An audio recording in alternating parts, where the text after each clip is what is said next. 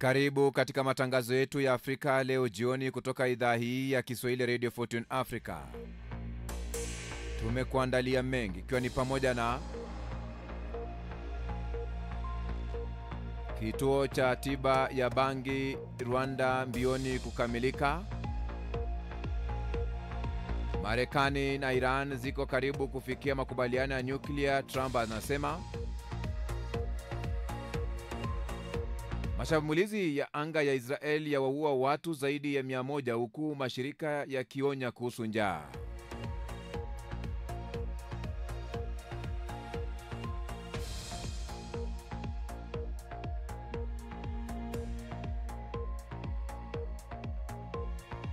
Lainka aomba radhi kwa kutumia picha ya panya kudhalalisha Uzayoni.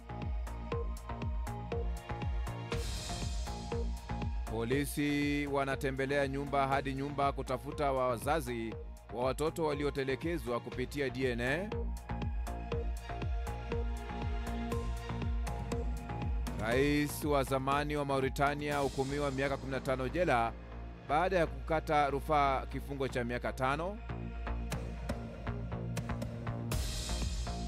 Mashambulio ya anga ya Israeli yaua watu 40 Gaza.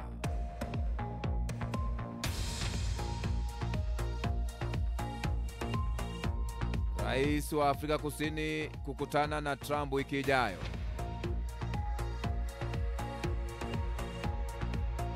Mshawishi wa mitandao ya kijamii Mexico auawa akiwa mbashara kwenye TikTok.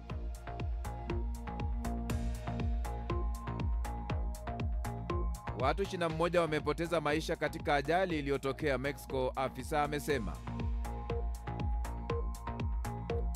Na Putin hatohudhuria mazungumzo ya amani ya ana kwa ana Uturuki.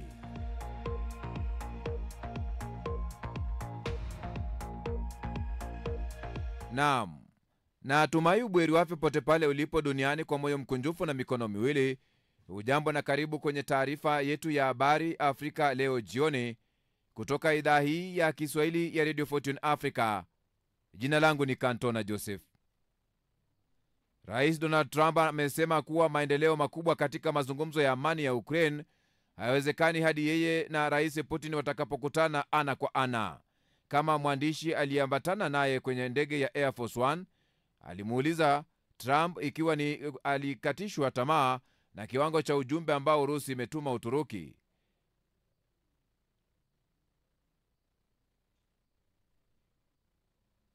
Alisema hakuna kitakachotokea hadi yeye na Putin watakapokutana.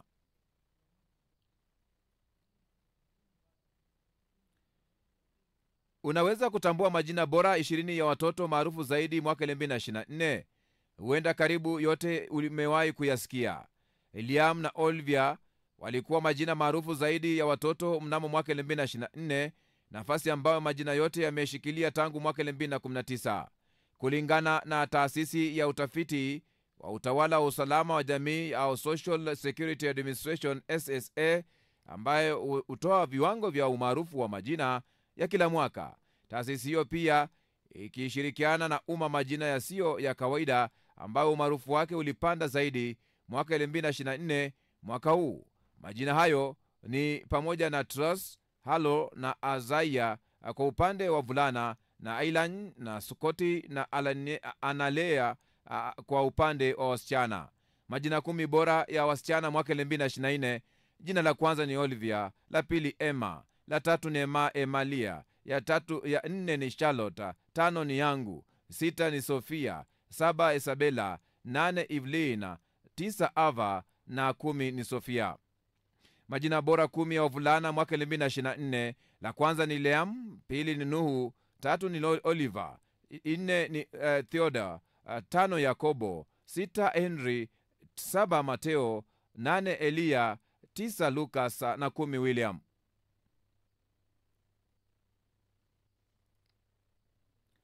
Mradi wa Rwanda wa zao la bangi kwa ajili ya matibabu ya thamani juu ya AVTC unapiga hatua kubwa, huku mradi wa miundombinu ya matibabu ya zao hilo ukiwa umekamilika kwa 83% kulingana na bodi ya maendeleo ya Rwanda. Mradi wa bangi ni sema hatua ya Rwanda katika tasnia ya matibabu na dawa kwa lengo la kuchangia utafiti wa afya ulimwenguni na uchumi. Kampuni tanzu ya KKOG Global King Kong Organics ilikuwa ni kampuni ya kwanza kupata leseni ya miaka 5 kutoka kwa bodi ya maendeleo ya Rwanda RDB kuendesha uzalishaji wa bangi. Kampuni hiyo hapo awali iliambia shirika la habari la The News Times nchini humo kwamba ilikuwa imefanya uwekezaji wa dola milioni 10 katika mashine ya ujenzi wa kituo, malipo ya ada katika upatikanaji wa ardhi na kandarasi, pamoja na kuagiza mbegu za bangi zilizobadilishwa vinasaba. Kamilika kwa shughuli ya ujenzi wa kituo cha uzalishaji wa bangi kilichoko katika wilaya ya Musanze katika mkoa wa Kaskazini hapo awali kilikuwa kimepangwa kuhitimishwa ifikapo Mei mwaka jana, kabla ya kuongezwa hadi Septemba mwaka huo huo. Kulingana naye, mchakato wa uzalishaji ambao unahusisha ukamuliwaji wa mafuta ya bangi ambayo yatasafishwa kwa masoko yanayolengwa utawezekana kwa ushirikiano wa serikali ya Rwanda itakayochangia takribani dola milioni 3 katika mradi huo. Rwanda tayari imetenga hekta 104 kwa kilimo cha bangi kimataifa, hasa ikilenga mauzo ya nje. Rais wa Marekani Donald Trump anasema kuwa Iran imekubali masharti ya mkataba wa nyuklia na Marekani. Trump ameelezea mazungumzo ya hivi punde katika nchi hizo mbili ambayo yalimalizika Jumapili kama mazungumzo mazito ya amani na ya muda mrefu. Hapa awali, mshauri wa kiongozi mkuu wa Iran aliambia shirika la habari la NBC News kwamba Tehran iko tayari kufanya makubaliano kuhusu mpango wake wa nyuklia ili badala yake iondoe vikwazo. Marekani imesisitiza kuwa Iran lazima isitishe urutubishaji wa madini ya uranium ili kuzuia nchi hiyo kutengeneza silaha za nyuklia, ingawa Iran inasisitiza kuwa shughuli zake za nyuklia ni za amani kabisa. Akizungumza siku ya Alhamisi nchini Qatar katika kituo cha pili cha ziara yake ya siku nyingi huko Guba, Trump amesema kuwa makubaliano yamekaribia kuhusu mpango wa nyuklia wa Iran na kuongeza kuwa shambulio la kijeshi katika maeneo ya Tehran linaweza kuepukwa.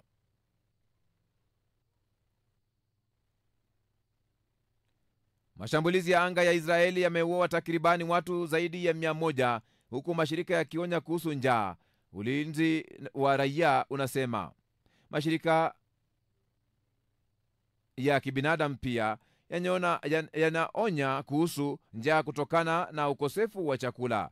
Israeli imezidisha mashambulio yake ya kulipua Gaza, huku mazungumzo ya kusitisha mapigano ya kuachiwa kwa mateka yakiendelea na Donald Trump yuko safarini Mashariki ya Kati.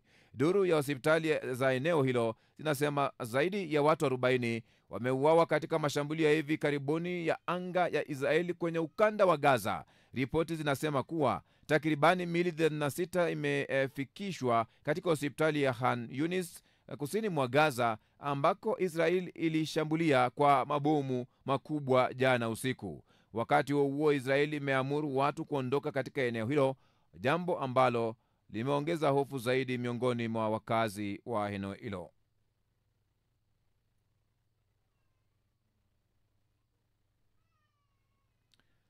Gary Lineker ameomba radhi baada ya kukosolewa kwa kuweka ujumbe kwenye mtandao wa kijamii kuhusu uzayuni linalojumuisha picha ya panya. Kihistoria, panya amekuwa akitumiwa kama tusi dhidi ya Wayahudi, akimaanisha lugha iliyotumiwa na Ujerumani ya Nazi kuwatambulisha Wayahudi. Polisi wanawasaka wazazi wa watoto watatu waliotelekezwa dakika chache baada ya kuzaliwa mashariki mwa London, na wamesema kuwa sasa wanachunguza takribani nyumba 400 zilizopo karibu. Mtoto Elsa aliachwa kwenye begi ya kubebea viatu karibu na njia ya kutembea kwa miguu huko Newham mnamo Januari 18 mwaka wa 2024, kabla ya kugunduliwa na mtu mmoja aliyekuwa anatembea na mbwa wake. Vipimo vya DNA vinavyofanyiwa vilithibitisha kwamba alikuwa ndugu wa watoto wengine wawili, mvulana na msichana, kila mmoja akiwa amepatikana katika hali kama hiyo mnamo mwaka 17 na mwaka wa 19. Licha ya polisi kufungua mashtaka, wazazi wa watoto hao watatu bado hawajatambuliwa. Pia wanawasiliana na watu ambao sampuli zao za DNA zinaendana na mama huyo baada ya kupata taarifa zao kutoka kwenye hifadhi data ya kitaifa ya DNA. Mahakama ya rufaa nchini Mauritania imetoa hukumu ya kifungo cha miaka 15 jela na faini ya dola milioni 3 kwa rais wa zamani wa Mohamed Ould Abdel Aziz baada ya kukata rufaa dhidi ya kifungo cha miaka 5. Aziz alisaidia kuongoza mapinduzi mawili kabla ya kuhudumu kwa miula miwili kama rais wa nchi hiyo ya kaskazini magharibi mwa Afrika na kuwa mshirika wa kukabiliana na ugaidi katika mataifa ya magharibi.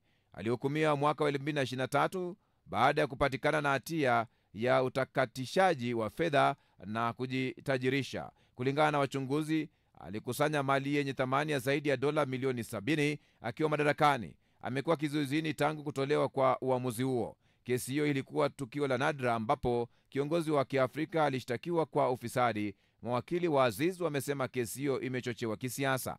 Uamuzi huo wa Jumatano uliwaondolea kesi maafisa 6 wakuu kutoka kwa utawala wa rais huyo wa zamani, lakini ukamhukumu mkwe wa Aziz kifungo cha miaka 2 jela kwa kosa la ushawishi. Mauritania ina utajiri mkubwa wa mali asili ikijumuisha madini ya chuma, shaba, zinki, fosfeti, dhahabu, mafuta na gesi asilia. Lakini bado karibu 60% ya watu wanaishi katika umaskini mkubwa kulingana na Umoja wa Mataifa, wakifanya kazi kama wakulima na waajiriwa.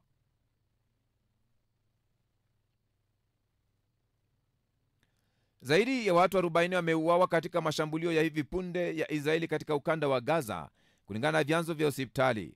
Kuna ripoti kwamba takribani miili 36 imepelekwa katika hospitali za kusini ambazo zilishuhudia mashambulio makali ya Israeli usiku kucha. Israeli imeongeza mashambulio yake huko Gaza, huku rais wa Marekani Donald Trump akiendelea na ziara yake katika eneo la Mashariki ya Kati katika juhudi za kusitisha mapigano na kufufua mpango wa kuachiliwa kwa mateka. Zaidi ya watu 52,000 wameuawa na mashambulio ya Israeli kulingana na Wizara ya Afya inayoendeshwa na Hamasa, na wale ambao wamenusurika wako katika hali mbaya. Tutakuwa tunakufuatilishia taarifa hiyo na kuletea pinde tu inapofika kwenye chumba chetu cha habari. Wapiganaji wa Rapid Support Forces RSF wanaonekana kuanza awamu mpya ya vita vya wenyewe kwa wenyewe nchini Sudan baada ya kufurushwa kutoka mji mkuu, katika hatua ambayo baadhi ya wataalamu wameitaja kuwa mkakati wa kufikia utawala haraka. Wiki chache tu baada ya jeshi kusherekea kutoa tena mji wa Khartoum, adui wake Rapid Support Forces wameanzisha mfululizo wa mashambulio ya ndege zisizo za rubani katika bandari ya Sudan mashariki mwa taifa hilo.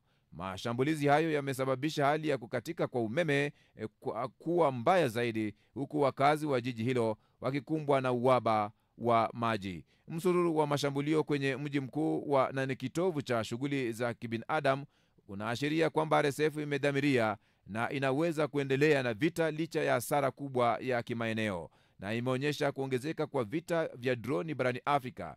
Ndege zisizo za rubani zinachangia kuongezeka kwa mzozo huo ambao umeingia mwaka wake wa 3. Vita hivyo vilianza kama vita vya kawaida tu, ambapo kuwania madaraka kati ya jeshi la Sudan SAF na RSF na vimevutia makumi na makundi mengine yenye silaha ya Sudan na waungaji mkono wa kigeni, na kuitumbukiza taifa hilo katika kile ambacho Umoja wa Mataifa unakiita mgogoro mbaya zaidi wa kibinadamu duniani. Katika miezi ya hivi karibuni, RSF imeongeza mashambulio ya ndege zisizo za rubani kwenye miundombinu muhimu ya kiraia katika maeneo yanayodhibitiwa na jeshi kama vile mabwawa na vituo vya umeme.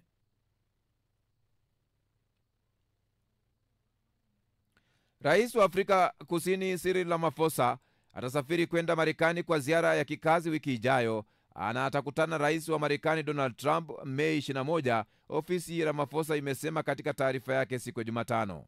Uhusiano kati ya Afrika Kusini na Marekani umedorora sana tangu Trump arejee ikulu ya Marekani mnamo mwezi Januari.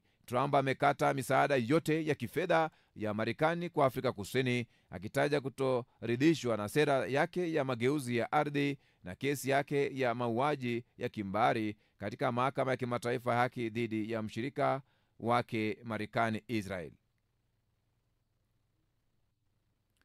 Mshawishi wa mitandao ya kijamii wa Mexico mwenye umri wa miaka 23 ameuawa kwa kupigwa risasi akiwa anazungumza na mashabiki zake moja kwa moja kwenye TikTok, ofisi ya mwendesha mashtaka ya serikali amesema. Valer Maguez aliuawa wakati mwanamume mmoja alipoingia kwenye saluni yake katika jiji la Guadalajara na kumfyatulia risasi, kulingana na ofisi ya mwendesha mashtaka wa jimbo la Jalisco. Sababu ya shambulio hilo baya haijatambuliwa, lakini kesi hiyo inachunguzwa kama mauaji dhidi ya wanawake, wakati wanawake na wasichana wanauawa kwa sababu ya jinsia zao. Mwendesha mashtaka wa serikali amesema unyanyasaji wa kijinsia ni jambo la kawaida sana Mexico, ambapo Umoja wa Mataifa wanaripoti wanawake au wasichana 10 wanauawa kila siku na wapenzi au wanafamilia. Takribani watu 21 wamefariki katika ajali ya barabarani katika eneo la Mexico, kulingana na ofisa wa eneo hilo. Ajali hiyo ya magari matatu ilitokea kwenye barabara kuu kati ya Cunopalan na Oaxaca katika jimbo la Puebla Jumatano asubuhi. Samuel Aguila Pela, afisa wa serikali ya mtaa, amesema. Bwana Pala amesema kwamba watu 18 walifariki dunia katika eneo la tukio na wengine 3 walifariki dunia baadaye hospitalini. Wengine kadhaa wamejeruhiwa na wanapokea matibabu, aliandika kwenye mtandao wake wa X. Kulingana na vyombo vya habari vya eneo hilo, ajali hiyo inahusisha lori, basi na gari dogo. Gazeti la Mexico la Jonada limeripoti kwamba ajali hiyo ilitokea wakati wa lori la saruji lilipojaribu kulipita gari dogo lilipokuwa likivuka kuelekea upande wa pili. Lori hilo ligonga basi na kisha kugongana na gari la usafiri uso kwa uso kabla ya kuangukia kwenye bonde lililokuwa chini na kuwaka moto, ambapo tukio hilo likasababisha vifo hivyo. Rais wa Urusi Vladimir Putin hatohudhuria mazungumzo ya amani kwa ajili ya vita huko Ukraine yatakayofanyika Istanbul leo, licha ya wito kutoka kwa Volodymyr Zelensky, rais wa Ukraine, kwamba waonane ana kwa ana. Ujumbe wa Urusi badala yake unaongozwa na msaidizi wa rais Vladimir Medinsky, kulingana na taarifa ya Kremlin. Zelensky hapo awali amesema kuwa atahudhuria mazungumzo hayo na kukutana na ana kwa ana na Putin iwapo rais wa Urusi atakubali, na akasema atafanya kila awezalo kuhakikisha mkutano unafanyika. Rais wa Marekani Donald Trump pia hatahudhuria, kwa mjibu wa ripoti za vyombo vya habari, licha ya awali kudokeza angehudhuria iwapo Putin angejitokeza.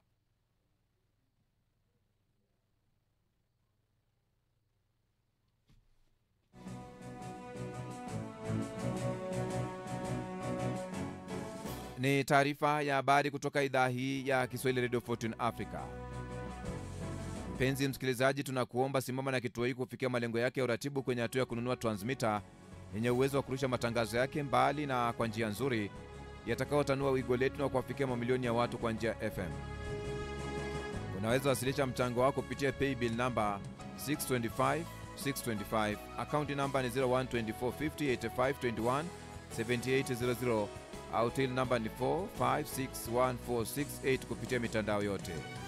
Hii ni idhaa ya Kiswahili Radio Fortune Africa.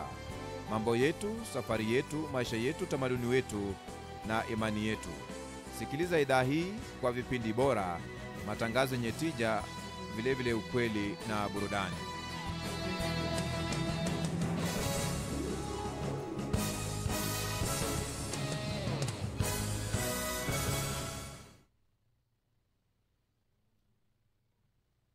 Iwapo basi unaungana nasi au hujakosea, ni matangazo yetu ya habari mbashara muda huu, ambapo basi inanipatia fursa ya kuweza kuelekeza kwenye awamu ya pili ya matangazo yetu, ambapo Rais Volodymyr Zelensky amekutana na Rais wa Uturuki Erdogan kujadili juhudi za amani, huku sintofahamu ikigubika mazungumzo yaliyokuwa yakisubiriwa kwa muda mrefu kati ya Ukraine na Urusi jijini Istanbul. Zelensky na mwenzake Vladimir Putin hawahudhurii mazungumzo hayo, ambayo iwapo wangehudhuria basi yangekuwa ya kwanza ya moja kwa moja ya amani tangu mwaka 2022. Kuzungumza akiwa huko Ankara, Zelensky alipuuzilia mbali ujumbe wa Urusi bila ya Putin kuwepo, akiutaja kuwa mapambo tu. Naye rais wa Marekani Donald Trump amesisitiza kwamba hakuna hatua zitakazopigwa kwenye mazungumzo hayo hadi yeye na Putin watakapokutana moja kwa moja.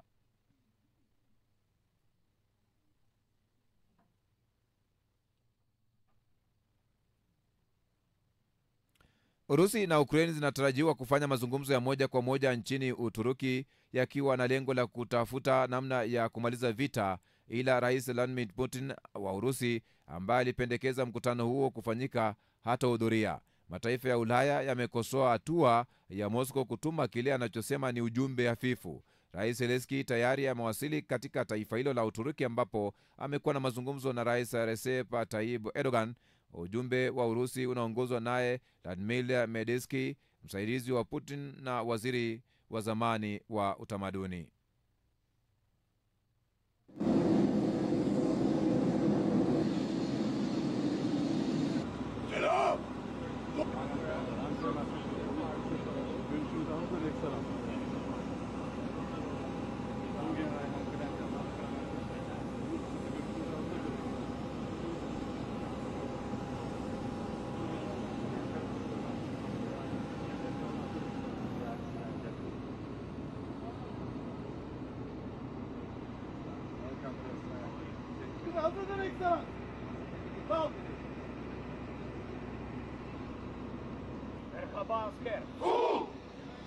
Leo ni gwarida ambalo limeandaliwa baada ya Zelensky kuweza kuwasili eneo la Istanbul kule Uturuki, ambapo wamekagua gwarida la jeshi la heshima kwa sababu yeye ni rais wa taifa la Ukraine.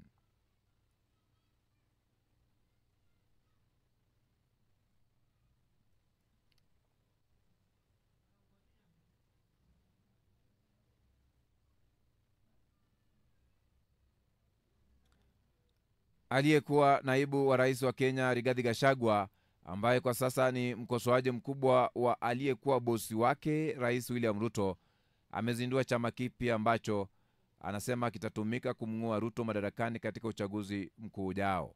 Kulingana na vyanzo vya habari ambavyo tumepokea ni kwamba chama hicho kina jina Democracy Citizens Party DCP, kenye kauli mbiu sikiza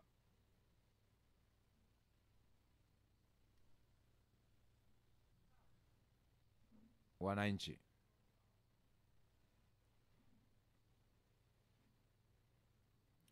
Mkuu wa majeshi wa Uganda Jenerali Muhoozi Kainerugamba ametishia kumtimua nchini humo raia yeyote ambaye hatampigia kura baba yake katika uchaguzi mkuu ujao. Nchi hiyo ya Afrika Mashariki inatarajiwa kufanya uchaguzi mkuu Januari mwaka ujao, na kumekuweko na ongezeko la msako dhidi ya wapinzani katika miezi ya karibuni. Kainerugamba, ambaye ni mtoto wa Rais Yoweri Kaguta Museveni na anayesifika kwa kuandika ujumbe wenye utata kwenye mitandao ya kijamii hasa X, aidha amesema atawapiga marufuku wanawake jeshini kuvaa suruali.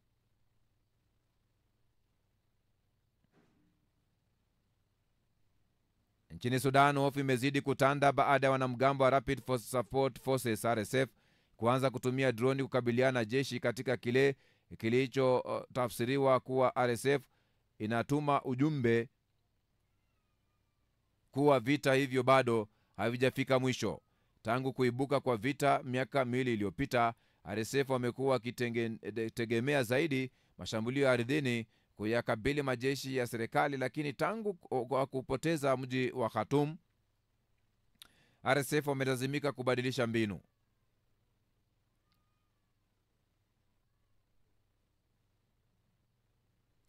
Shirika la haki za binadamu la Human Rights Watch limesema vizuizi vilivyowekwa na Israeli kwenye ukanda wa Gaza tangu Machi 2 vimegeuka kuwa chombo cha maangamizi.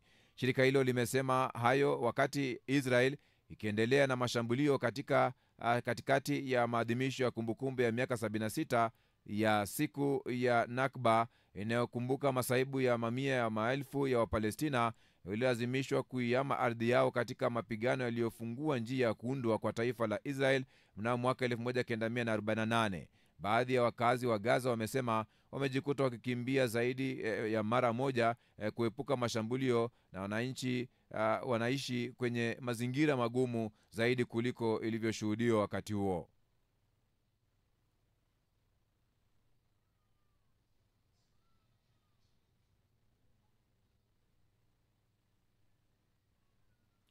Aliyekuwa naibu rais wa Kenya Rigathi Gachagua amezindua chama chake kwa jina Democratic Citizen Party atakachokitumia kuwarai wakazi wa Mlima Kenya kwenye uchaguzi mkuu ujao mwaka 2027. Gachagua amesema kuwa chama chake hakitabagua mgombea yote sababu ni chama cha Wakenya, kina kauli mbiu sikiza wa Kenya.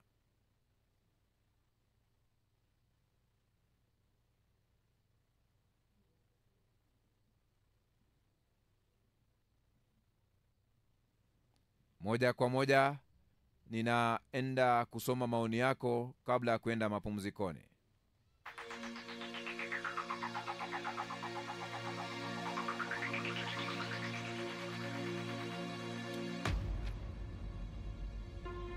Musa Zuberi Kabumaye wa Chanika, Dar es Salaam anasema kwamba pongezi kwa aliyekuwa naibu rais wa Kenya Gachagua kwa kuzindua chama chake kipya kwa jina la Democratic Citizens Party. Japo swali langu ni la msingi, hivi kila kiongozi akivurugana na wenzake aanzishe chama chake? Swali ambalo anauliza Musa Zuberi tokea maeneo ya Chanika, Dar es Salaam, Tanzania. Ziara Kachali anasema Tanzania Umoja Party msajili alikwepa, ila tunaye moyoni kama na wao walivyo na chama chao. Maoni yake Ziara Kachali. Mimwani Palivi Kennedy wa Kishange Palivi, Bukoba, Tanzania. Atue aliyekuwa naibu rais nchini Kenya kuzindua chama chake cha siasa ni kiashiria tosha kuwa uchaguzi mkuu wa 27 ushindani utakuwa mkubwa. Mimwani Palivi Kennedy anazungumza. Majaliwa Mashaka wa Iringa pale anasema anasikiliza matangazo haya ya idhaa hii ya Kiswahili Radio Fortune Africa mbashara. Asante na karibu. Lameka Ja Mkushi Baba Alvin sema maeneo ya Kigamboni Mafiga pale vikila laheri Gachagua kwenye harakati zako za kisiasa huko Kenya. Ahmed Suvi anasema Sabrina Palivi Hamad Palivi Suvi wa Street Ukonga Mazizini Palivi Dar es Salaam. Hongera bwana Gachagua kuanza chama chako, lakini jiandae kupata misukosuko zaidi toka serikalini kwa Zakayo. Maoni yake huyu. Lucas Zabron Palivi wa Bugalika Palivi Mwanza, Tanzania. Pongezi kwako aliyekuwa naibu rais kwa Kenya Rigathi Gachagua kwa kuzindua chama kipya cha siasa nchini humo. Michael Mosioma Palivi Joseph anasema Rais Ruto alipozindua chama chake cha kisiasa alijumuisha wabunge, maseneta na magavana, lakini Gachagua sijaona kama amejumuisha wabunge, maseneta na magavana, ni kama moto wa karatasi tu. Maoni yake. Jaberi Masatu anasema katika swala la demokrasia Kenya wanatakiwa wapewe maua yao hasa katika mataifa ya Afrika na Kati. Hebu tujiulize, Lisu aanzishe chama chake, unategemea atapewa usajili? Ndio swali lake Jaberi Masatu. Shukuru Musai anasema wa mjini Palivi Butembo maeneo ya Katwa DRC Congo. Ni chakula wanatafuta na sio mbaya, maana Kenya kazi hakuna, sasa kila mtu ajitegemee. Unafungua tu chama chako basi unajitegemea. Ndio hali Kenya namna hiyo. Ukiweza kudanganya watu ndio ukule sawa. Kibaya ni kukula kwa damu. Maoni yake Shukuru Musai. Isaya Sambo mpenda amani Tanzania anasema wananchi wa Kenya na wale wa mataifa mengine wanahitaji maendeleo ya kweli na sio utitiri wa vyama unaongezea wanasiasa nafasi ya uongozi tu. Maoni yake hayo. Nani huyu anasema maeneo ya wapi huyu? Anasema Nika wa 3. Anasema ama kwa kweli siasa Kenya ni comedy sana. Wazungu hawakukosea kusema hivyo. Maoni yake ba. Mzee anaitwa Abedi K Ali. Gachagua aliwachafulia wenzake majina kwa kuwaita free. Leo nimewaachwa kinywa wazi. Nembo ya chama chake inaashiria nini hiyo? Kiangalia nguo aliyoivalia na ina ushuhuda tosha. Sielewi. Lakini asante kwa maoni yako. Subiri Mwankeja. Haya. Tumia majina ya matabaka sitayataja, lakini anasema hao ndio wenye mamlaka ya kutawala Kenya. Maana rais ametokea kwenye matabaka hayo mawili tu. Sielewi, lakini subira Mwankeja maoni yake hayo.